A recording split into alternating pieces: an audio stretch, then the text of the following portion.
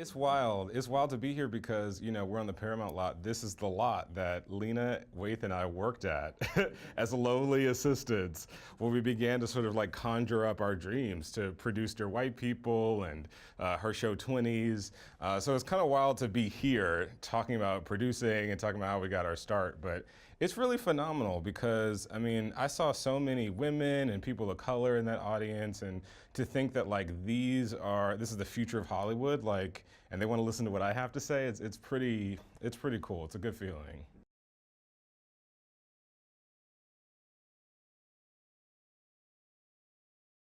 I just kept pushing, I knew that there was a marketplace for Dear White People that people couldn't see because I was the marketplace and all of my friends were the marketplace, and we were always exasperated why we weren't having any stories that sort of reflected us, our point of view. So I knew that there could be a marketplace, even though no one else could see it. And we just kept pushing and pushing and pushing. We did it for a price, and we proved the marketplace. And now we sort of, as a show, are able to step into the marketplace that we created. And I get to see, friends to my left and friends to my right also flourishing and creating new, like, offshoot markets from where we started. Because I'm telling you, in 2012, like, I was told Black people don't want smart, interesting, artful entertainment. Verbatim, I was told things like that. So to be able to prove that we do, and not only us, but an international audience too, that's something that like will forever feel like an accomplishment. I feel like it's not even something I tried to do, but I just had to tell this story, so I found a way. No, the first draft was darn near 5 hours of the script. But I always loved multi-protagonist movies. I wanted to make a multi-protagonist movie. But, everyone would say, well, it's episodic, so it would be good for TV. But again, there was nothing like this on TV. So the movie, oddly enough, felt like an easier sell than the TV show at that time. But it always, just like MASH or, National, like it lent itself to an ongoing series. And if I had my way, it would be, Robert Altman would make essentially 3-hour movies already, and so I just sort of like took that thinking and tried to apply it to TV in a space with Netflix where you do have the option to watch it all together if you want or not, and to find something new, a new format that worked both ways was really exciting to me, and I felt like I could do it because, again, I was a fan of these movies, and some of them are very long. Some of them are awfully long, and it being episodic didn't bother me. And so, yeah, I just sort of took that sensibility to TV, and thank God it worked.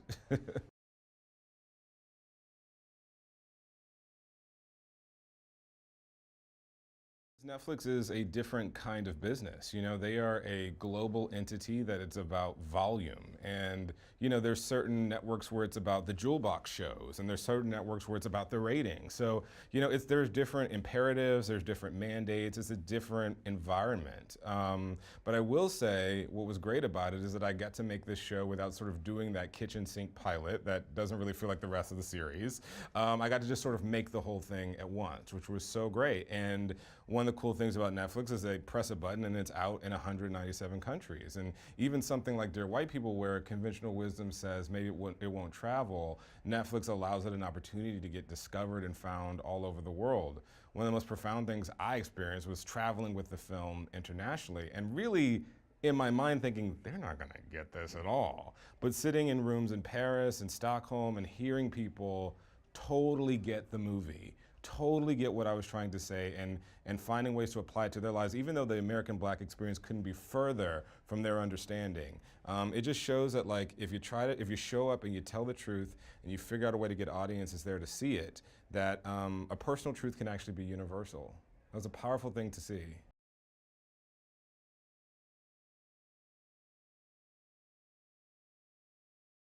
We were all in the struggle, and the refrain that kept getting echoed over and over again is to be yourself. And especially in an industry where you can kind of feel sometimes where you gotta fit in the box. And even when you create a new thing, that your soapbox will become your pedestal and you're kind of stuck there. But this willingness to always sort of move your brand in the direction to where you are moving into, that seems to not only be working for me, but working for these other folks that are very successful and been at it for a while. So it was very encouraging to think that, like, wow, this industry, I don't know that we're there yet. I don't know that we're not at parity, not anywhere close, but it is becoming a place where having the audacity to show up as yourself it counts for something. It can be the start of something new. It can be a commodity. It can be your way in. And as a Black queer boy from the South, that's a really encouraging word to hear because, especially when I started, nobody looked like me on screen or off screen. And to see it slowly change, it feels like I'm a part of something really exciting.